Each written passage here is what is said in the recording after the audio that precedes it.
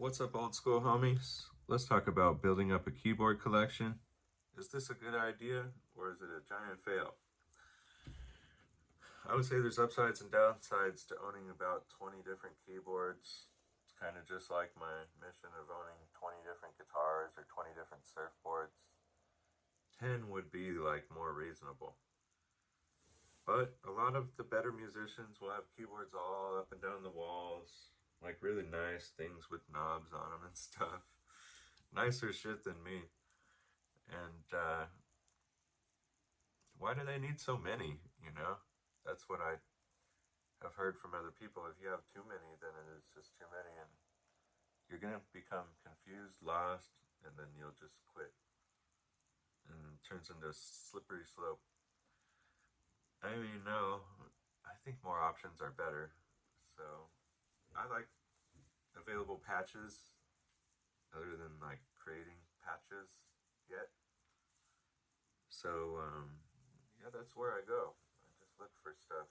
If I like the sound of it, I just try to make a song with it. If it appeals to me, and it takes a while before I like a patch. I mean, I like patches for different reasons, but going through different patches really has helped me feel like I'm working with a sound engineer since the patch was engineered.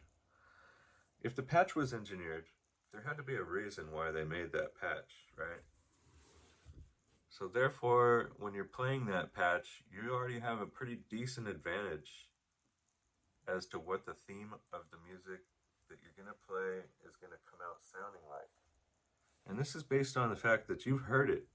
You've heard these patches before in your life from the exact instrument that you're playing. And now, being able to zone in on that, you're going to hit the nostalgia zone for people.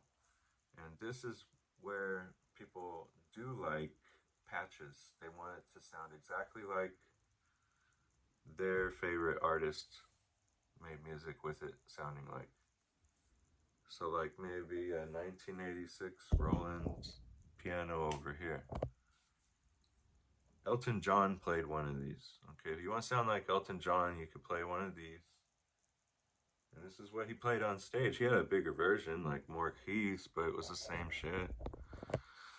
So, what if you really liked movies and you wanted to make a soundtrack for your video? I would recommend this. This would sound like a TV show or a movie. Okay, having separate little ways to turn. You know, there's a whole other engineering team for this than that.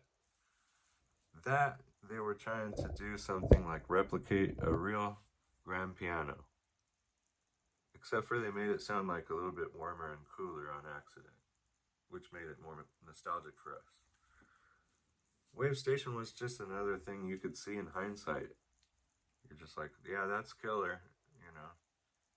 And the cool thing about choosing old vintage instruments, you could read a lot of reviews, see what was really the coolest, and jump right into it. You don't have to waste your time trying something new that might not even catch on. Like, sorry, caught on. Getting these collections with a lot of keys on them, like physical keys, that's what kind of takes a lot of space. So you can get them in modules, okay? The Eurorack thing, where you got a whole bunch of different keyboards, but they're just boxes. It's pretty cool. I've only tried to buy one of those once. I was trying to buy the Yamaha TX85 or some shit. Can't remember. Maybe it was the S. I don't know. I wanted one that had lately bass on it, a certain patch that was used in a lot of rap songs. So they have their places in time too. They're like the Wave Station has module for it. Actually, several different models. Problem with that, they're dated just like the Wave Station. This has 50 patches in it. The Roland has 8 patches in it. Now, if I would have just bought the plug-in for the Korg Wave Station, which you could buy from Korg for $100, you could have like 1,500 patches. Every patch that was made for this, for the SR version, you know, all of them. And the expansion cards that you put in the back of it that are priceless now. And it becomes obvious, like they give you like different resonant filters they put in the program, which this thing sounds super dark and you can't get it to sound the same as you could in the computer program. They start giving you these little advantages. So having a computer that's beefy enough is your key here. A big crazy program might bog you down, especially when you're loading songs into, you know, your digital audio workstation.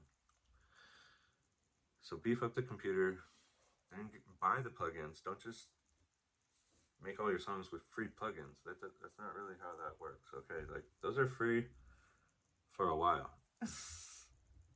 They're not really yours. Okay, like anyways,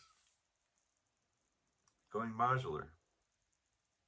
Now I mean, Eurorack and modular is kind of the same thing, almost. I mean, you're basically it just has more knobs. A lot of times, modular, it's like you get a sound wave that comes in, or more than one sound wave, and you can mess with the frequency with different waveforms and delays and filters, and accurately just make a patch that would sound like the wave station.